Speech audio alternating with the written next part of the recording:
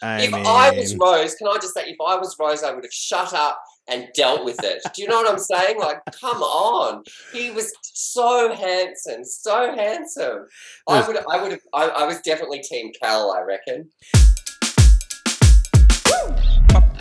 Ladies and gentlemen, welcome to the Carganilla Online Variety Entertainment Podcast. Here's your host, Paul Carganilla.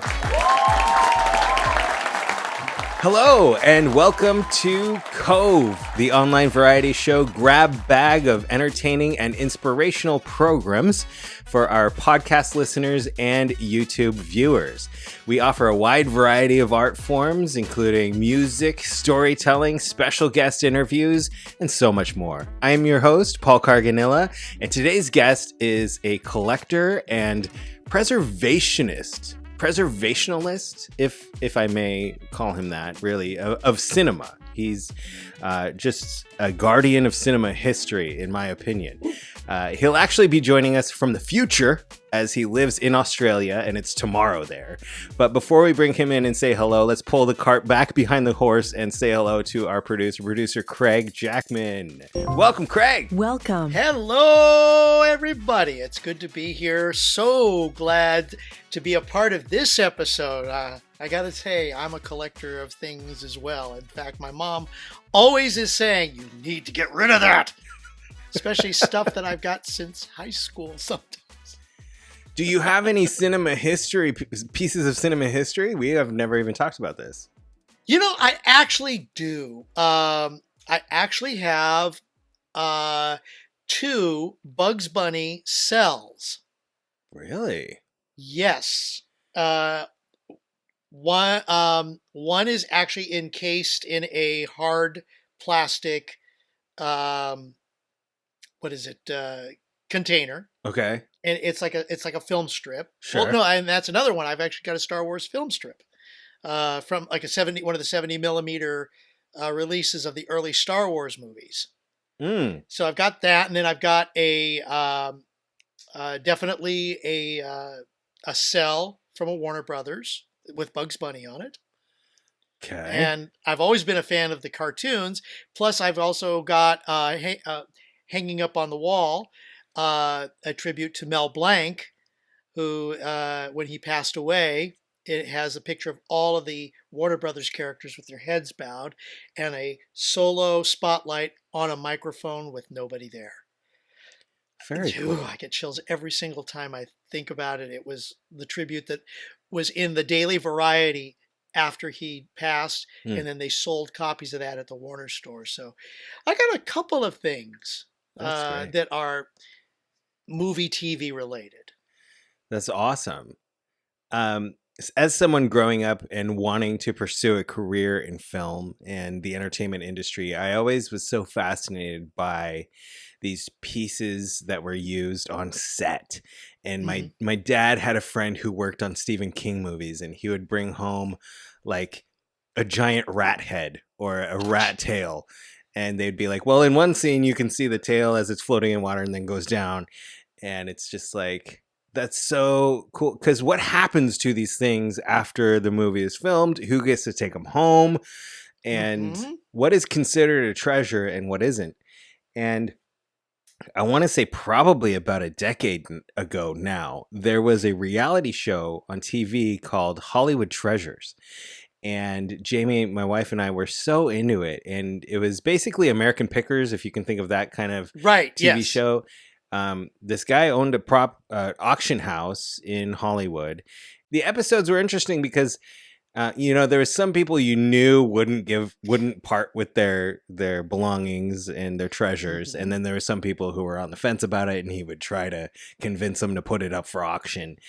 And it was like instantly one of my favorite TV shows because just this fascination with props in movies and costume pieces in movies and seeing, people who have them now, what happened to them, and being able to see a photo of it now and look back at the screen grab from the movie.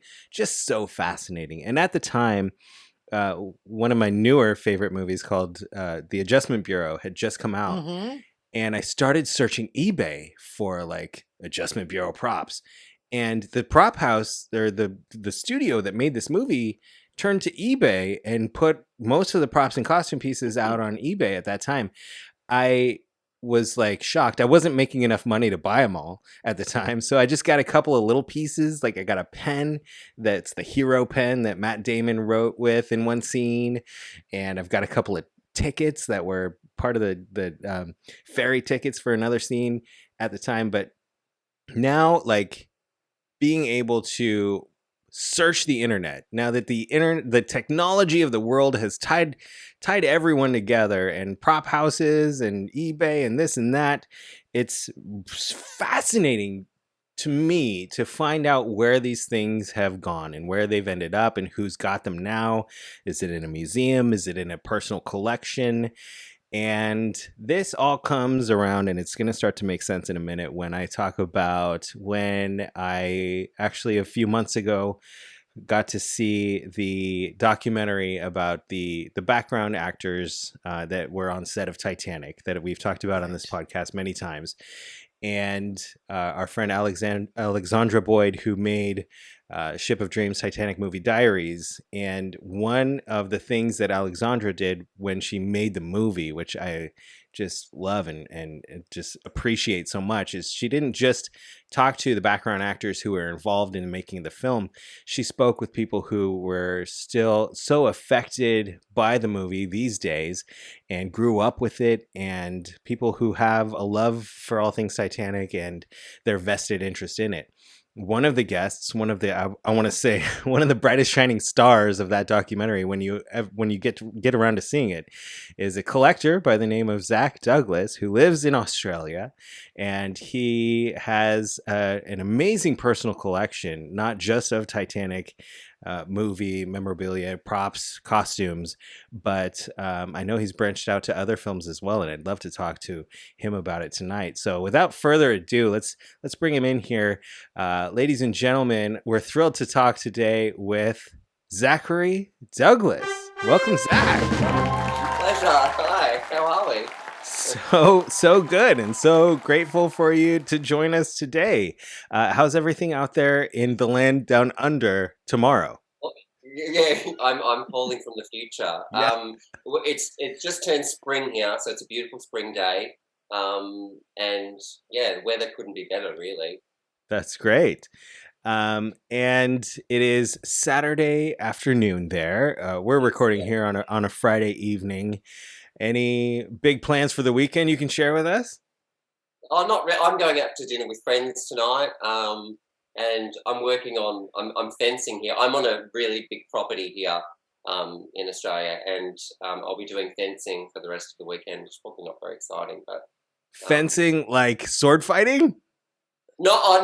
Like so we have like sheep and alpacas, and that sort of like fencing to keep them in. Gotcha. Beautifying. Okay.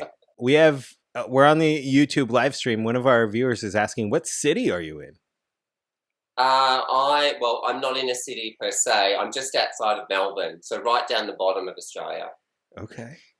Very cool. I'm going to surprise you with something that I usually prep most of our guests for, and I apologize. I realize I might not have done it for you, but a big launching point, a big icebreaker that we like to do with guests here on the podcast that just kind of sets a good foundation for the conversation is I ask guests to tell us everything we could possibly learn about them in 60 seconds or less. So what this does is we get to see what is important to you and what is at the forefront of your mind, because obviously there's the I was born and raised at, there's the I do this for a living, but when you're given this frame of a minute, we get to hear, what really is at the front of your mind. Would you mind just jumping in this cold water with us?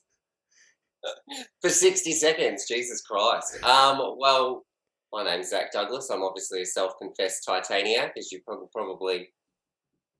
probably tell. To touch on what you said a little bit earlier, I'm all about film preservation.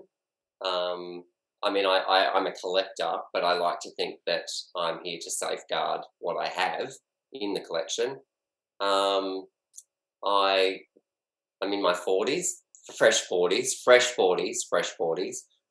I live in a 5-acre property in regional Victoria in Australia. That's pretty much it, really, isn't it? I live a very simple life.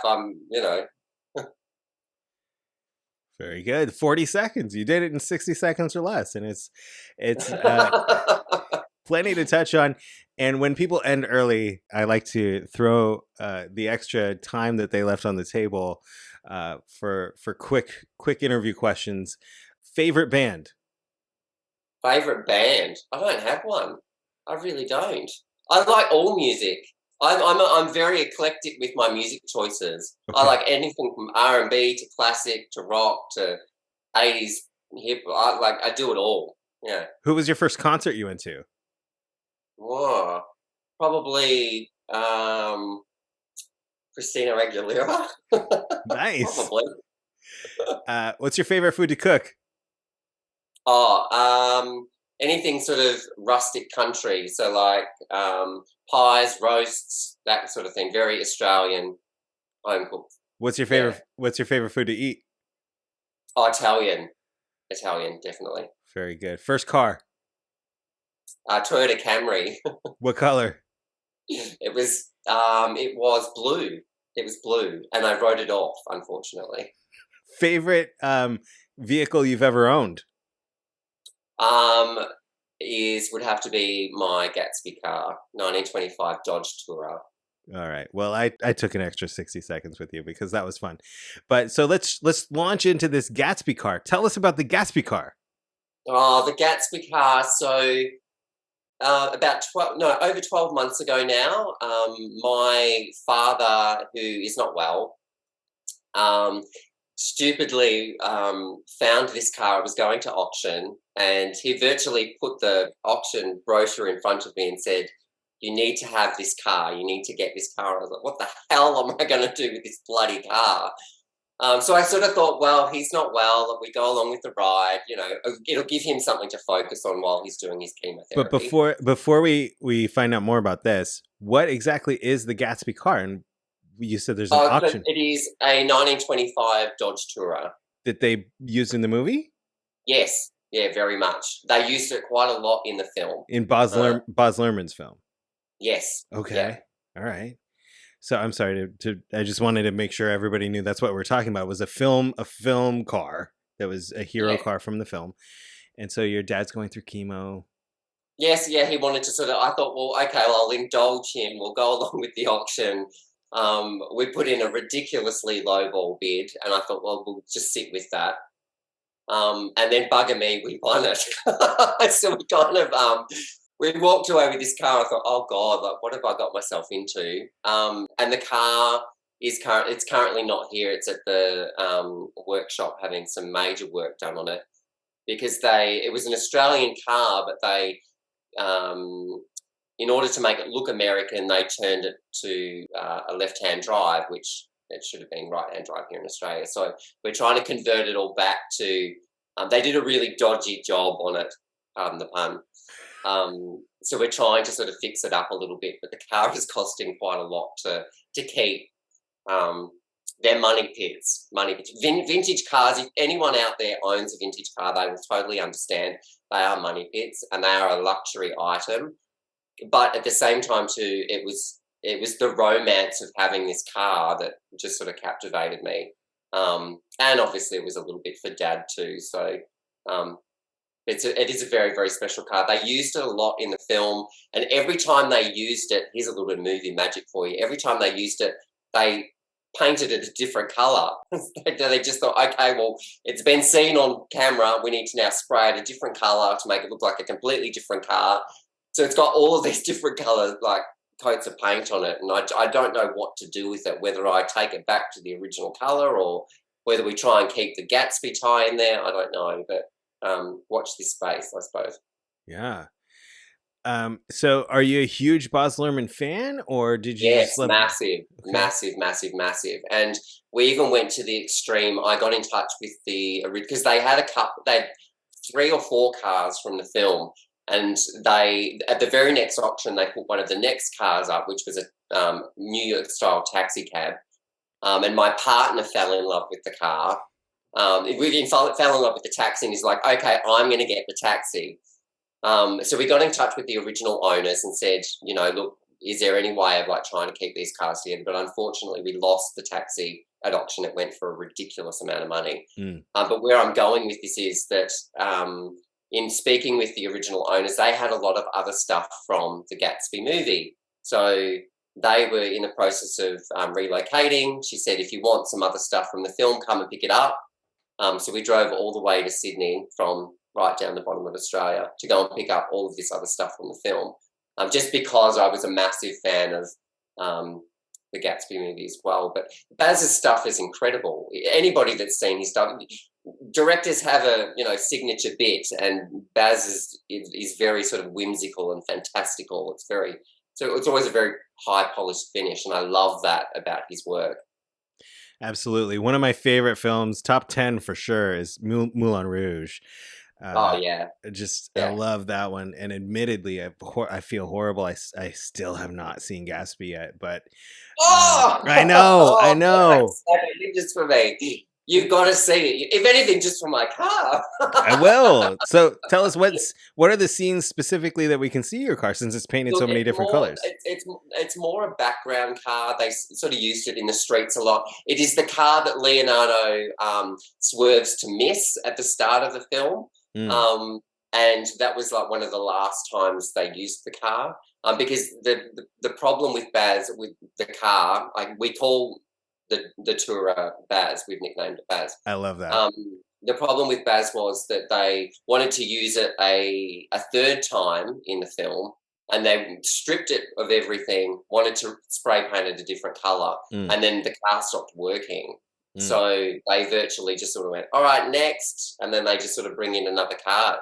They're brutal when coming to making a film. They haven't got any time for care or preservation, and we'll talk about that when it comes to Titanic for sure. But I need to peel back the curtain a little bit further for our listeners and just let them know the way we connected. I kind of touched on it at the beginning, but so you were in you're featured, and I told you in a direct message on Instagram, I think, after I went to the premiere at a local film festival of Ship of Dreams, Titanic Movie Diaries, like your interviews got the most laughs. People just fell in love with I should be really embarrassed. It's definitely the Australian mouth on me, I think. No, I think it's your personality and just how much joy and passion you brought to the table for the film. But I started following you on Instagram, and I saw that beautiful pineapple piece behind you. And you mentioned that a friend of yours had made it from the actual mold that he recovered from the Titanic wreckage.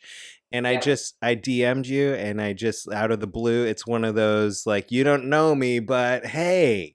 And like so many people in this Titanic circle, this Titanic community that I've come to know the past 6 months even, you're just so warm and inviting and open-hearted and generous with your time and your responses that we just started kind of chatting back and forth. And if anybody hasn't, I mean, most of the people who are listening probably haven't seen your Instagram, but it's an amazing just catalog of your collection and the things that you have acquired from set. Some of them, not even all of them yet, because it's an unfinished project, I'm sure.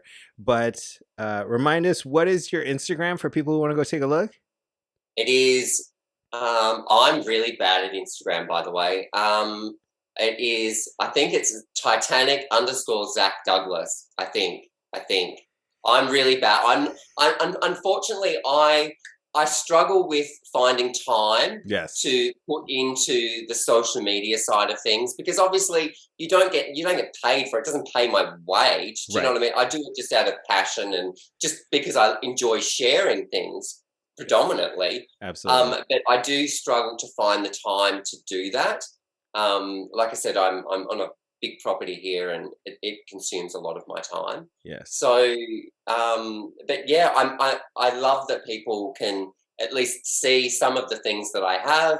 And I mean, me as a Titanic enthusiast, I would love to be able to see things that other people have. Like, I think sharing is a really, really important thing to do. And I'm definitely one of those collectors that will share the whole thing. But I mean, I'm not one that will strategically sort of say, well, here's a teacup, but you'll only get to see like half of that teacup. You can see the entire teacup, because I think that that's important, that people get to see the whole thing, not just like the corner of it. But so I think sharing is definitely, it's an important thing to do, because not all of us have got the luxury of being able to have them here in front of us. Do you know what I'm saying?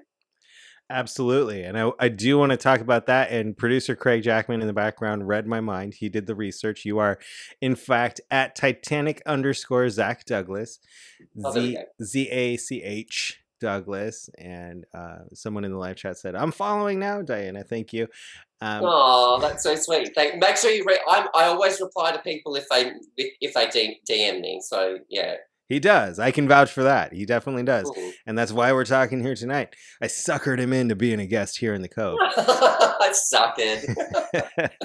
But let's rewind it real quick to your love for Titanic. Can you tell us how that started? What's your Titanic story? My Titanic story started when I was in primary school, believe it or not, well before the movie even started. I was one of those sad individuals that whenever there was a school project, I always had a way of like manipulating it to be about Titanic. So they would say, you know, everyone's going to do a project on clothing. Well, I would obviously do clothing from 1912, or like I would obviously incorporate Titanic somehow. So that every project that I ever did at school had some kind of like Titanic tie-in. And then obviously once the film came out in 1997, my whole just world exploded. It was just like, oh my God. I'd seen the Catherine Zeta-Jones, like the 2-part miniseries, and I'd fallen in love with that before the film. And I thought that was brilliant. Well, when James Cameron released his, oh my God, it just knocked me for six. So that's kind of where, you know, it all started. But then when I started collecting pieces from the film, it just kind of turned into obsession. It just took over. It has a way of consuming you somehow. I don't know. How did that begin? How did your collection from the film begin? So I started with a single knife. I had just come off the back of a reality TV show here in Australia. I had a little bit of disposable income. What's that show called? Oh, it was Big Brother. I was the runner-up for 2007. And obviously, once you're doing press and everything afterwards, like I toured the country for 12 months afterwards, and you get paid a ridiculous amount of money. So I had disposable income, and I thought, well, I always wanted something from the film. I'll start there. I'll just buy a knife, and we'll see how that goes. And then that one knife turned into, well, I think I need a plate to go with that knife, and what about if I try and find a fork? And and then it just sort of, oh, well, I need a chair because that's what they were sitting on. Like it just sort of it grew and grew and grew. It just turned into this massive thing, like, you know. And then when I started collecting the costumes, well, that just that's another jump. And it is completely blew up. It's kind of like the knife was your entry drug. And it really was. Gateway drug. They do say that people with an addiction should they do say that they're supposed to like overindulge to kind of get them off it. But I don't think that happens when it comes to collecting, because you indulge yourself and it just keeps going and going and going. There's just no end to it. So I just love how you throw away this. I was the runner-up on Big Brother. It was fine. Oh, we don't need to talk about it. I mean, it was bloody 15 years ago. It was a really long time ago. It's kind of like, yeah. But so it embarrassing. I'm embarrassed about the time on Big Brother more than anything. But was it fun at the time? Did you have a good time? Yeah, it was a good time. Would I do it again though? Probably not. Especially not now. I mean, I was really lucky when I did it because social media was only just starting to take off in 2007. If I was to do reality TV now, I don't think I'd have the backbone for it because people are brutal online. Sure. And even I had the opportunity to go back and do a reality TV show a couple of years ago, and I chose, which was called Pooch Perfect here in Australia. Rebel Wilson hosted it. And I declined because I just, at the end of the day, I thought, you know what, like I'm happy where I currently am, and I don't feel like I need justification with my work. Like I just thought, no. And if they asked me to do it, like, 'cause they have Big Brother All Stars and all that, I'd probably say no. It's just, it's done and dusted. Yeah. I was briefly, I'll share this with you. I was briefly on it wasn't a series. It was a series, but each episode had a different cast. I did a MTV reality show back when I was starting out in college, and it was a lot of those MTV ones are rather risque. I hope it's not going to be one of those ones, is it? No, it was called Becoming, and what they would do is they would take fans of a band and have them recreate a music video. Basically, they'd give you like a lavish weekend in a penthouse suite, and you'd recreate a music video. So it was fun. It was a lot of fun while it happened, but yeah, I mean, nowadays, like we're grown-ups now, and would we go back and do that again? Probably not. But and I love what you say about social media and how trolls just rule the world on the socials. And there's definitely a dark side and a light side to everything social media related. But one of the brightest sides, and collecting the world of collectors is brutal. Absolutely. It got to a point one time that I took down my Instagram because I thought I have not got the time or the energy for this drama. There are collectors within our circle that are brutal. Really? So I think it's not just social media. It's a dangerous thing to sort of put yourself out there, I suppose, because you're virtually lamb at the slaughter, really, because people are very, very happy to tear you down before even coming to you first and asking the questions. So, right. It's double-edged sword, that one. I think, and it's tough, but like I don't know how much we've talked about this, but like my children are in the film industry now, and just seeing how cruel people can be, anonymous people in the comments can be toward even just children that they've never even met. It's That's so sad. We're supposed to be all on the same journey together and sharing everything that we've got, because I mean, essentially, especially in collector circles, because we don't get to keep all of this. Do you know what I mean? Like, it doesn't come with you. Right. Like, you have to let go of it at some point. Like, it's really, really sad, really. I mean, in your situation, to have kids, like the anxiety that would bring me, like, but there's just no way I could deal with that. And your kids are very, very talented, by the way, too. Thank you.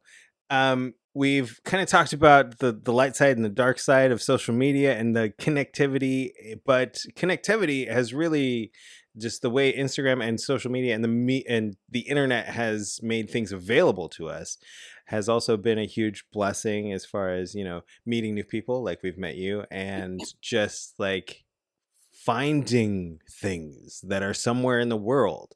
Can you talk to us about, are you able to just kind of give us a rundown of what you have there in your collection?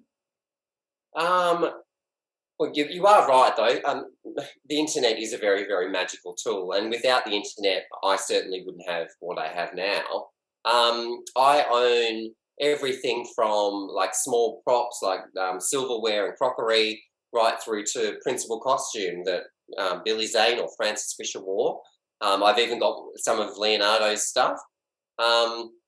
So a bit of everything, production reports and like rental documents, and like the sky's the limit, really, because when making a motion picture, you don't realise at the time how much stuff they've actually got to accumulate in order to make that happen. We, as the audience, sit there and just sort of enjoy it for what it is, but the logistic side of things is huge. Absolutely. And especially on something like Titanic, where James Cameron is building like basically a 2-scale size of the ship and the dining room and the grand staircase. And can you tell us a little bit about what's behind you there on the wall? What's behind me? So I've got some plates here from obviously the first class dining room. I've got some panels of the smoking room. There's a bit of the grand staircase here. Which the pieces of the grand staircase, like the reception rooms, when we built this house. I built the house around them so that we could, feature them in like my Titanic room type thing. I actually had the cutouts from the walls measured up just for those bloody pillars that I picked up. I went all the way to Vegas, saw them in person, and brought them back with me. They're definitely a favourite piece, those. And they weigh an absolute ton. Everything that Cameron used in the film is legit. When it's like oak, like it's solid oak, like they weigh a ton. Like he did plaster details and things, obviously, to make things look, more lavish than what time would allow. Right. But the quality of stuff that was produced for the film was next level. Absolutely. And I'll share the one piece that I have. Oh, I was hoping to see it. Yay. It's very heavy. It's Is it really? Yes, it's iron. I'm pretty sure it's iron. But it's the capstan crane wheel that Rose clutches and leans over as she makes the decision to climb over and maybe jump off the back of the ship. Kate's breasts have touched that. Oh. It hangs on my wall downstairs, but every day I go down and I hold it like where she would have held it, and I say good morning. My kids have to say good morning to the wheel as they come down and get ready for school in the morning. But good morning, Kate Wheel. Oh, so lovely to meet you, Wheel. But that's brilliant. I'm so glad that you've got that. Me too, and thank you, Jamie, my wife, for it was an anniversary gift for our 15th anniversary. She did the research and she found it and she had it shipped, I think, from Hawaii. It was where it was. Wow. But can you tell us about like this is one thing when you go on eBay and you find people like this is part of a chair. This was part of a deck. The whole set of Titanic was just raised and like dumped on someone's property that Fox didn't even ask if they could leave it there, as far as I know. And people went and found things and just not even knowing if the movie was going to be good or not, just kind of took stuff home and then had a treasure trove of stuff that they could actually share with the world, but or sell to the world. But what are some of your favorite pieces that you own prop-wise from Titanic? Oh, prop-wise, I mean, I have a piece from the dining room that is very, very special to me that I got from a very, very dear friend in San Diego. And he was one of those people that went to the dump site and brought back massive, massive pieces from the film. It just seems so comical to us that love and adore the film that they just discarded these things. Like it was an inconvenience for them. Oh God, we've got to get rid of stuff. Just go and dump it out in the desert somewhere. Like that just seems so comical to me. Yeah. And then now to think of what they're worth if you throw them to auction is just absurd. So I mean, that's a very, very favorite pice of mine. What is that? What is that piece? What was that? What is that piece from the dining room?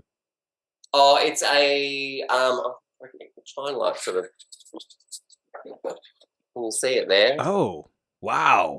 It's part of the buffet that was. There was a piano there. You know when they did the Sunday Mass. Wow. That is a very, very special piece to me because I sort of harped at my dear friend. He had 3 of them. I now have 1. He has 1, and there's another one sitting in storage. He was looking at downsizing, so I said, "I'll take that off your hands, doll. Send it to Australia. Send it to Australia." And then locating these, like, it is a logistical nightmare trying to get these massive, heavy, delicate pieces from your country to mine. It's not a cheap process at all. So Right. anybody that says, oh, he's got so much, like you've got no idea like what I go through in order to try and keep this stuff together, because I think it's important that things stay together as a whole, like as a collective. It would be nice to exhibit things as a whole at some point.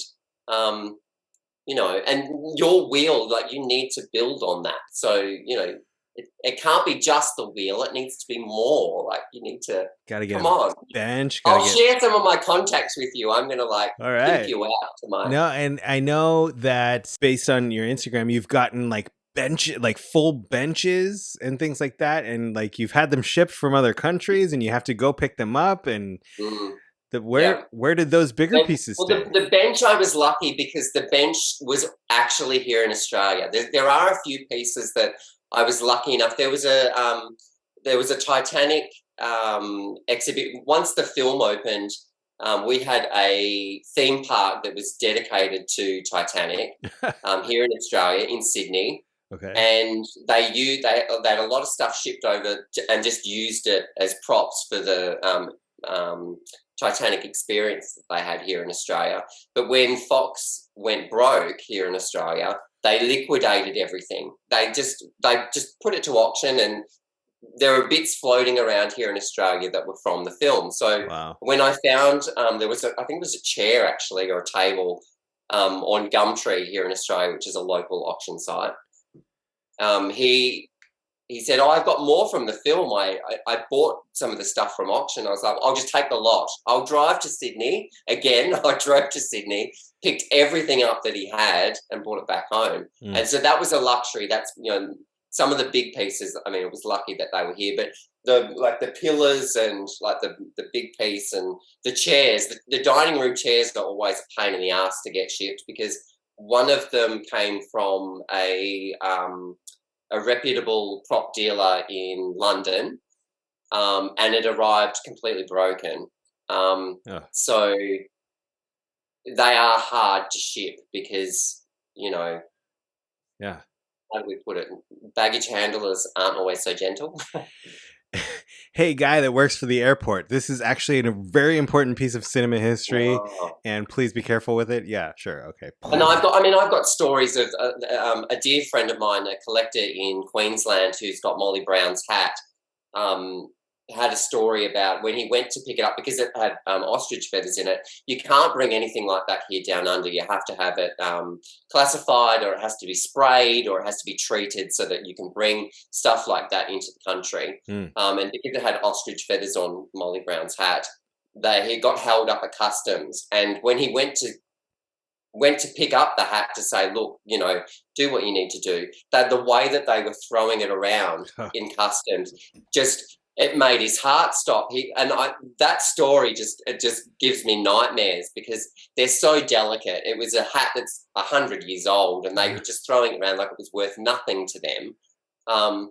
So people aren't always quite so gentle with the things that, like, they don't know what something is worth or how important something is.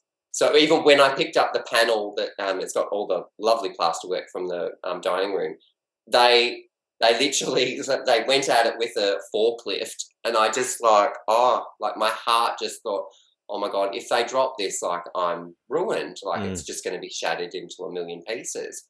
So trying to get the coordination of, dozens and dozens of people from relocating pieces like that from one country to another is really, really, really hard work. My friend Matt says in the YouTube live chat, he's asking about the door that Rose was floating on. And I have to... it's not a door! I have to say, it wasn't a door. It was a wall panel, much like the one he just showed us in his room there. But the wall panel that Rose was floating on, do you know if somebody has that or if it's on display somewhere?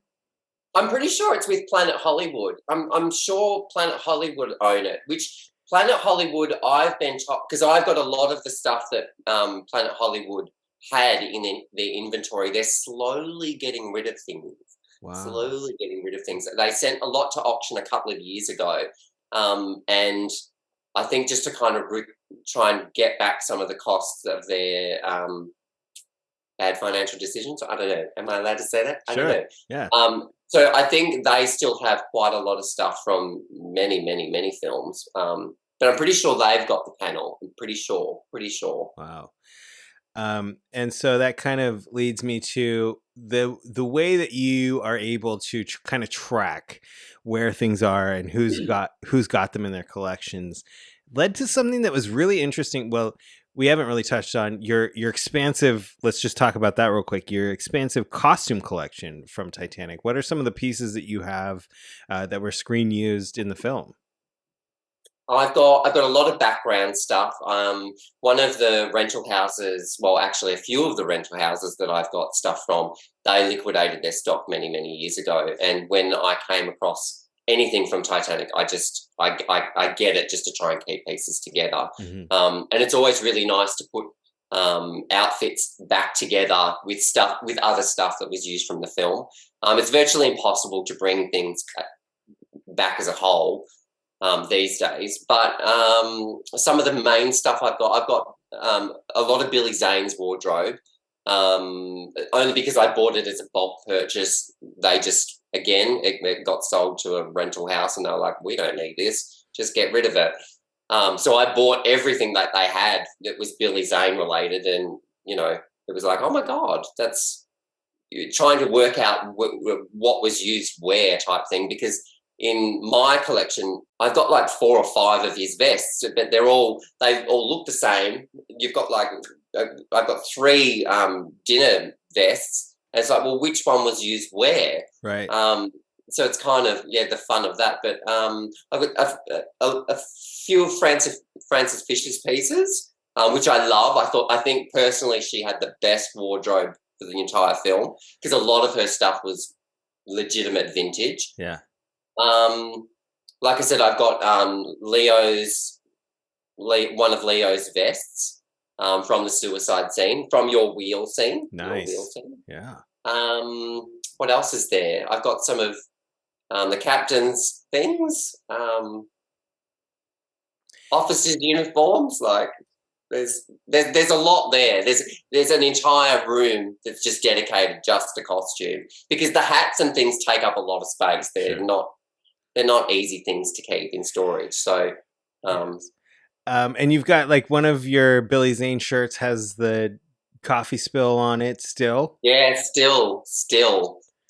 And I was in, when we talk about conservation, it's still got coffee, and it was 100% silk shirt. So eventually, I don't know if it'll happen within my lifetime or not, but the coffee is like slowly eating away at the shirt. Oh. And I'm in two minds about, well, do I clean that and wipe away like the movie, or do I try and just keep it for what it is? Like I'm very conflicted about what I do there with his breakfast outfit. I don't really know what to do about that, but.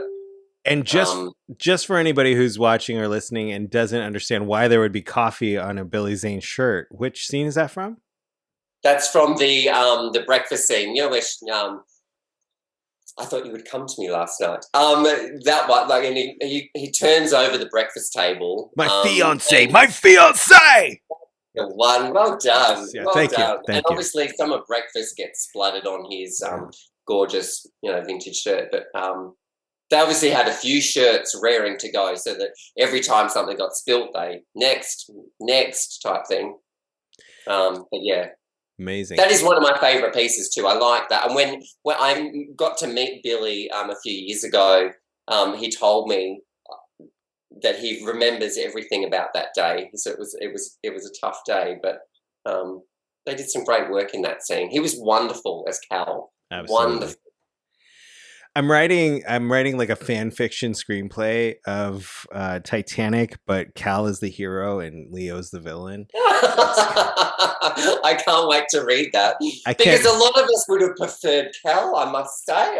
I was Rose, can I just say, if I was Rose, I would have shut up and dealt with it. Do you know what I'm saying? Like, come on. He was so handsome, so handsome.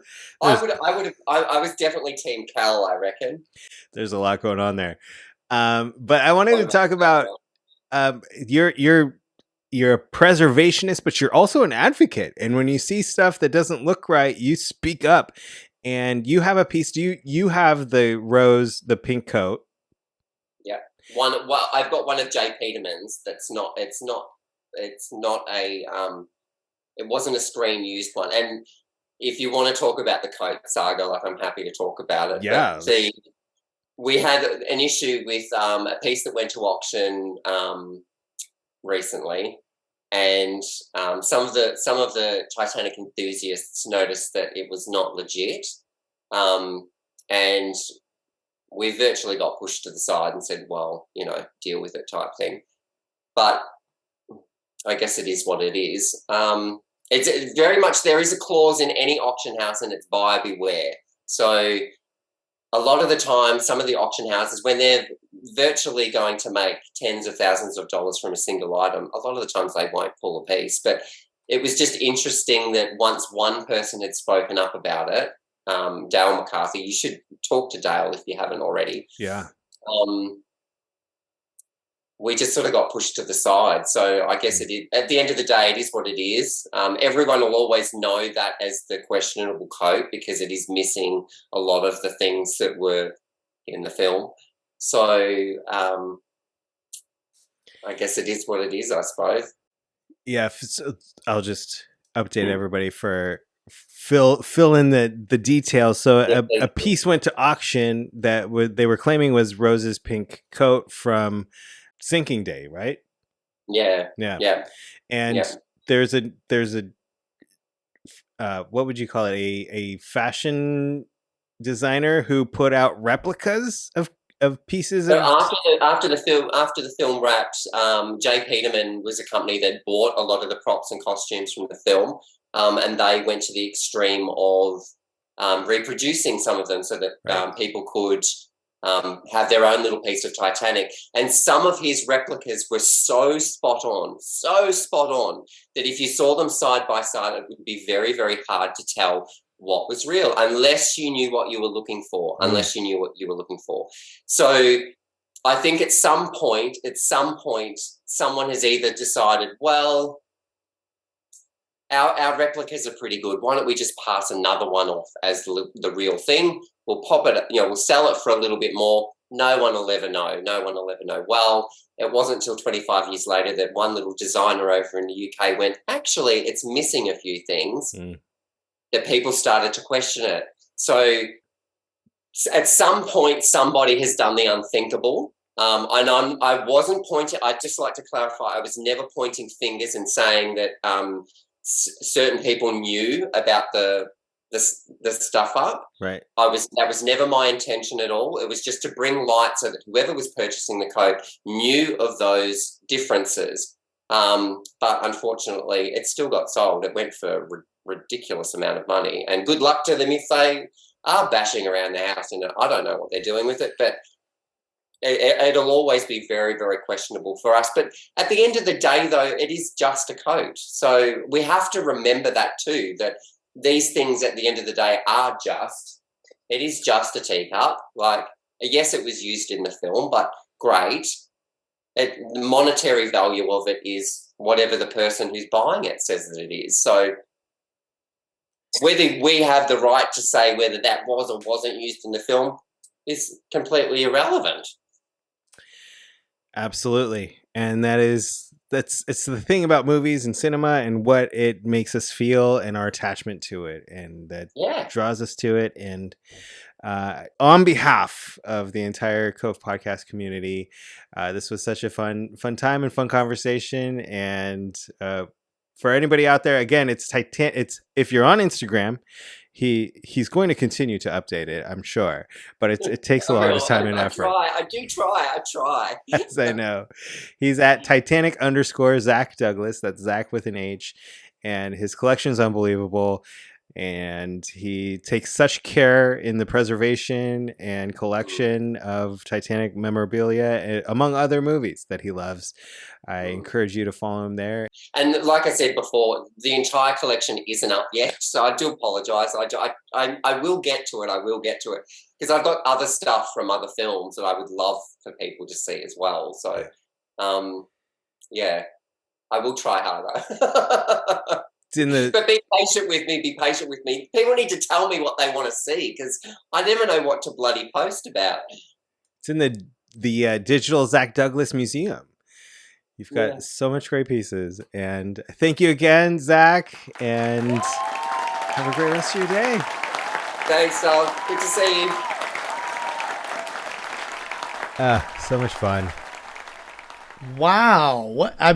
Looking at his Instagram, so much stuff. He's got like the music box.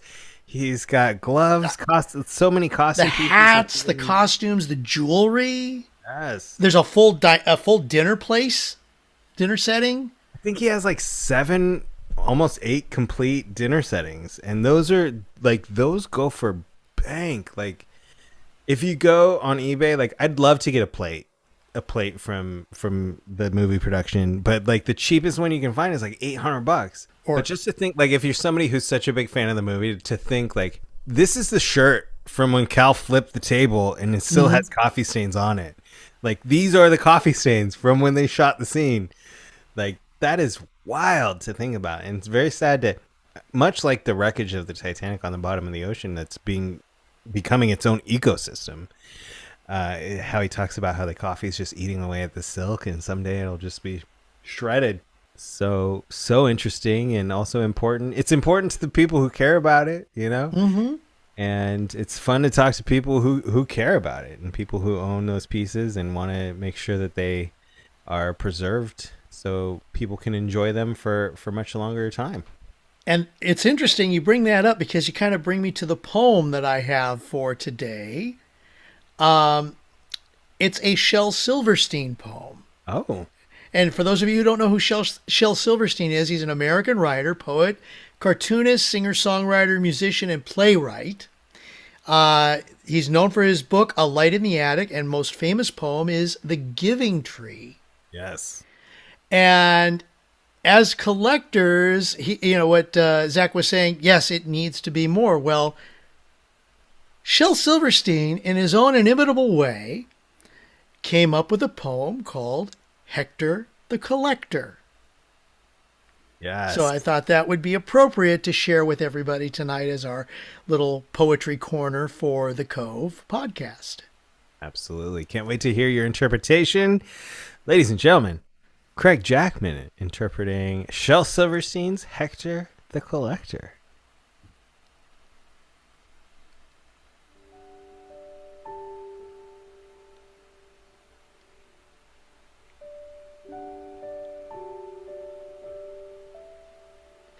Hector the Collector collected bits of string, collected dolls with broken heads and rusted bells that would not ring, bent up nails and ice cream sticks, twists of wires, worn-out tires, paper bags, and broken bricks, old chip vases, half shoelaces, Gatling guns that wouldn't shoot, leaky boats that wouldn't float, and stopped-up horns that wouldn't toot. Butter knives that had no handles, copper keys that fit no locks, rings that were too small for fingers, dried up leaves, and patched up socks. Worn out belts that had no buckles, electric trains that had no tracks, airplane models, broken bottles, three-legged chairs, and cups with cracks. Hector the Collector loved these things with all his soul. Loved them more than shining diamonds, loved them more than glistening gold. Hector called to all the people, "Come and share my treasure trunk." And all the silly, sightless people came and looked and called it junk.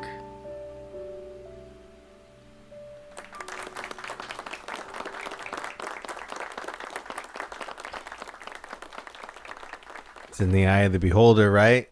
One man's junk is another man's treasure.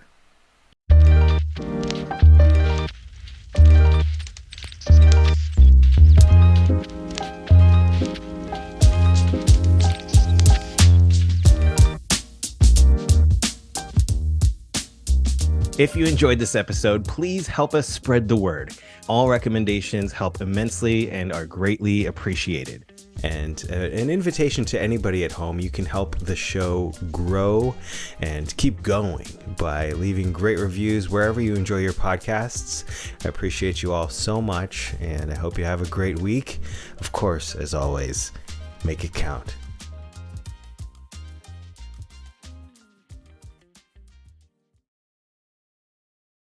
I put the coat on her.